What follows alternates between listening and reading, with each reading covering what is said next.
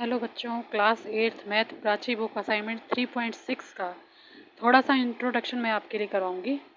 ठीक है, थोड़ा सा इसके बारे में मैं आपको पहले बता देती हूँ ताकि आपको आसानी रहे कि टेबल में हम किस तरह से नंबर की वैल्यू फाइंड करते हैं। ठीक है, यहाँ पर जो भी हमारा नंबर होता है उसको हम x मानते हैं। ठीक है, वो 1 2 3 कुछ भी हो सकता है और उसकी वैल्यू इस तरह से टेबल में दी होती है जिस तरह से मैंने लिखा है। ठीक है, मैं साथ साथ आपको समझाती जाऊंगी। मान लीजिए x मेरा 1 है। ठीक है, फिर x की पावर 3 अगर करेंगे तो इसका मतलब क्या है, x को यानी 1 को 3 टाइम्स में मल्टीप्लाई करूंगी तो 1 ही आएगा। अब क्यूब रूट 1 की वैल्यू अगर मैं फाइंड करूंगी बच्चों तो वो भी मेरी 1 ही होगी।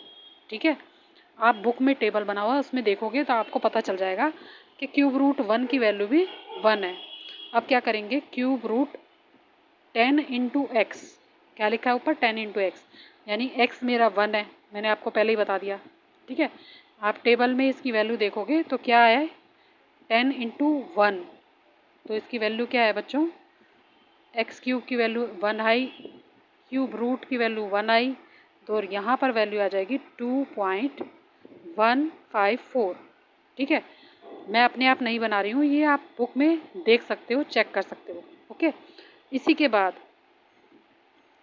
इसी में देखो आप अगली वैल्यू जो है वो है 100 इंटू 1। ठीक है, क्यूब रूट 100 इंटू 1, तो इसको कैसे फाइंड करेंगे, इसका अगला ही टेबल है, बिल्कुल ऊपर आपको हेडिंग दी हुई है इसी तरह से। तो इसकी वैल्यू क्या आ जाएगी 4.642। ठीक है, आप बुक में चेक कर सकते हो, इसकी वैल्यू यही है। अगर मैं एक्स को 2 लेट करती हूँ, ठीक है, तो क्या करेंगे बच्चों, 2 का क्यूब क्या होता है, 2 इंटू 2 इंटू 2, ये हो जाएगा 2 2 ज़ा 4 2 ज़ा 8। ओके, अब क्यूब रूट 8 की वैल्यू मुझे फाइंड करनी है तो क्या होगी, ये आपको सब कुछ टेबल में देखना है। तो आप देखो सेकंड नंबर पर 2 नंबर वाली लाइन में देखो, जहाँ पर 2 लिखा है वहाँ पर पहले x की वैल्यू है, फिर x क्यूब की वैल्यू है, फिर क्यूब रूट x की वैल्यू है। तो यहाँ पर लिख लीजिए इसकी वैल्यू 1.260। ठीक है, मैं लाइन डालकर इसको सेपरेट कर लेती हूँ बच्चों ताकि आपको आसानी से समझ आए। ठीक है, इस तरह से हम क्या लिख लेंगे, क्यूब रूट 10 इंटू 2, क्योंकि मेरा x क्या है 2 है। अब इसकी वैल्यू देखेंगे तो 2.174 है। आप बुक पे चेक करो, साथ साथ अपनी बुक खोल के चेक करो, आपको वैल्यू समझ आ जाएगी। अगला देखो क्या लिखा है, cube root 100 into 2, cube root 100 into 2। ठीक है, 100 इंटू 2 होता है बच्चों 200। इसका मतलब ये है अगर मेरे पास वैल्यू आ जाए 200 की फाइंड करने के लिए तो मैं यहाँ से देख करके लिख लूँगी।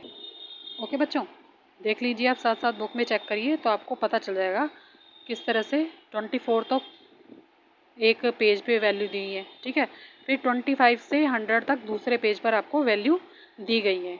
ये सारी वैल्यू आप यहाँ से देखकर चेक कर सकते हो और आसानी से वैल्यू निकाल सकते हो। अगर आपको लिखा है कि टेबल से देख करके वैल्यू लिखिए तो आप आसानी से इसका आंसर लिख सकते हो।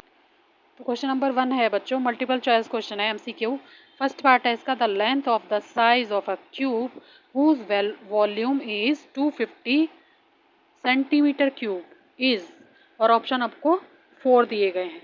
बच्चों बहुत ही ईजी क्वेश्चन है, मैंने आपको जैसे बताया है कि आपको कोई नंबर दिया गया है, अगर मैं इसको देखूं तो यहाँ पर हमारे को क्या करना है, 25 इंटू 10 की लाइन में इसका आंसर फाइंड करना है। तो क्या आ जाएगा, 250 का मतलब क्या होता है, 250 का मतलब होता है क्यूब रूट, क्योंकि सेंटीमीटर क्यूब है तो मैं क्या करूँगी, क्यूब रूट 10 इंटू की वैल्यू फाइंड करूँगी। ठीक है, जहाँ पर अब मैं देखूँ तो मेरा नंबर क्या है बच्चों, मेरे पास नंबर है 25।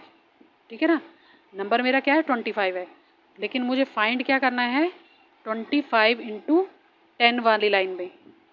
मेरा x है 25 और इंटू 10 जहाँ लिखा होगा उस लाइन में मुझे अपना आंसर फाइंड करना है। मैं आपको सही से लिख के दिखाता हूँ, क्यूब रूट 250, ये मेरा क्वेश्चन है और मैं आंसर देखूंगी 25 नंबर वाली लाइन में जहाँ पर वो 10 से मल्टीप्लाई हो रहा होगा। ओके, तो इसकी वैल्यू है बच्चों 6.300।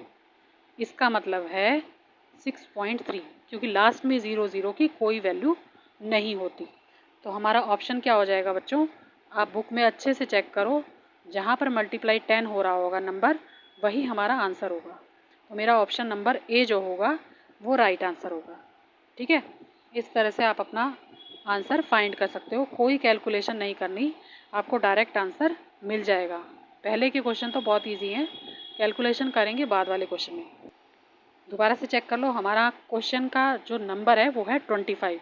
ठीक है, और इंटू 10 करके हमें इसकी वैल्यू फाइंड करनी है, क्योंकि हमें 100 तक ही वैल्यू दी गई है, उसके बाद की वैल्यू हमें खुद फाइंड करनी है। नेक्स्ट क्वेश्चन देख लेते हैं बच्चों। क्वेश्चन है, सेकंड वाला पार्ट है इसका, the value of cube root 2197 into cube root 3375, इन दोनों को मल्टीप्लाई करना है। तो क्वेश्चन हमारे सामने है बच्चों, तो क्या करूँगी मैं, इन दोनों नंबर्स की वैल्यू अलग अलग फाइंड कर लूँगी। ठीक है, इसके फैक्टर कर लेते हैं पहले, ताकि क्वेश्चन हमारे लिए इजी हो जाए। 2197 के फैक्टर बच्चों सिर्फ और सिर्फ 13 के टेबल से होंगे।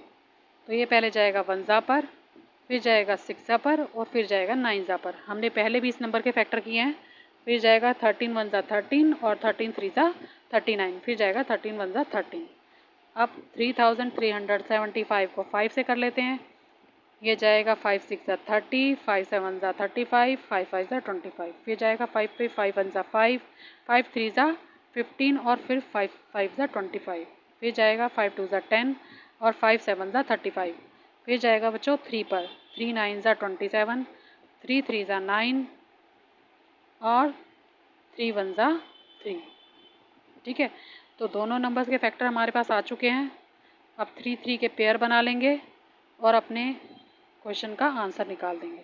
तो मैं क्या करूँगी, यहाँ पर करेंगे बच्चों क्यूब रूट 13 इंटू 13 इंटू 13, और फिर मल्टीप्लाई जो कि क्वेश्चन में दिया गया है।